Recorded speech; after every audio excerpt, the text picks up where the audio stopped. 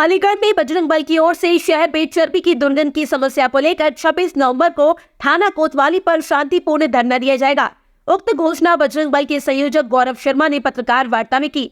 उन्होंने बताया कि सभी पदाधिकारी व कार्यकर्ता हलवाई खाना स्थित बाके मार्केट से थाना कोतवाली के लिए रवाना होंगे। उन्होंने कहा कि चर्बी की भीषण दुर्गंध महानगर का दुर्भाग्य बन चुकी है। प्रदूषित वातावरण से लोग बीमार पड़ रहे हैं। संरक्षक अशोक चौधरी ने कहा कि चर्बी की दुर्गंध का अभिशाप जनता झेल रही है। इसका उपयोग सस्ते देशी घी के रूप में खुलेआम हो रहा है। जन सहयोग के माध्यम से इस समस्या का समाधान होगा। इस मौके पर जिला महामंत्री अमित भारद्वाज, महानगर महामंत्री मोनू पंडित, अजय सिंह, रमाकांत, रोहित वासने आदि मौजूद रहे।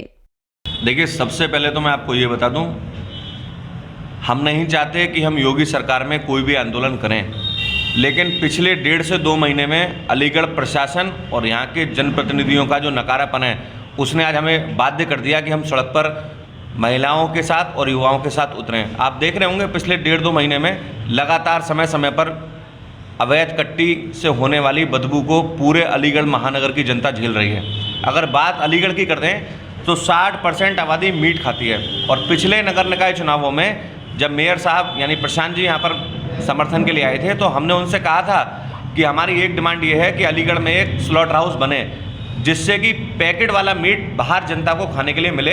ऐसा नहीं कि मंदिरों के पास या रास्तों में कहीं भी मीट की कहीं मछली टंग रही है, कहीं बकरा टंग रहा है, कहीं मुर्गा टंग रहा है, ये सब टंगे।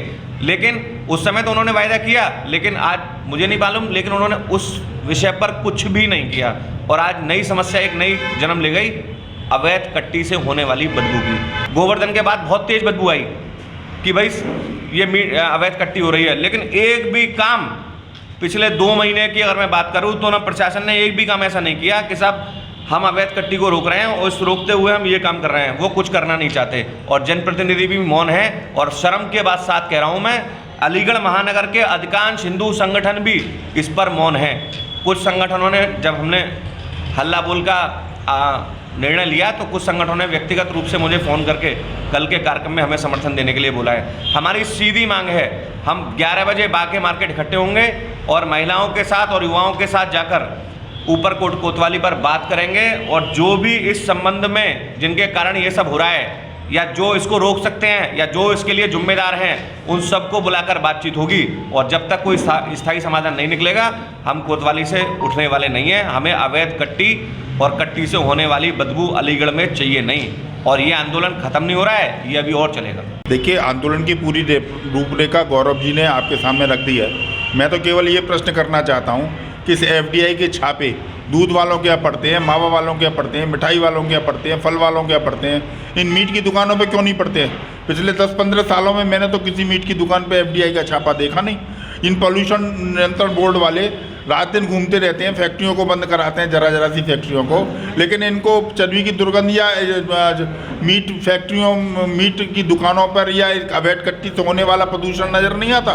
ये कहीं ना कहीं नोटों का बड़ा खेल है, भ्रष्टाचार का खेल है, जिसमें प्रशासन और राजनेता भी शामिल हैं। हम इनकी भर्त्सना करते हैं और इस आंदोलन का जो निर्णय बजरंग दल ने लिया है, हम पूरी तरह से नैतिक उनका समर्थन करते हैं। हमारी धार्मिक स्वतंत्रता का अधिकार है कि हम शाकाहारी होते हुए बिना चर्बी की दुर्गंध और उसको के बिना अपना जीवन जिए। हमारी धार्मिक स्वतंत्रता में जो संविधान ने हमें दिया है, उसका हनन किया जा रहा है।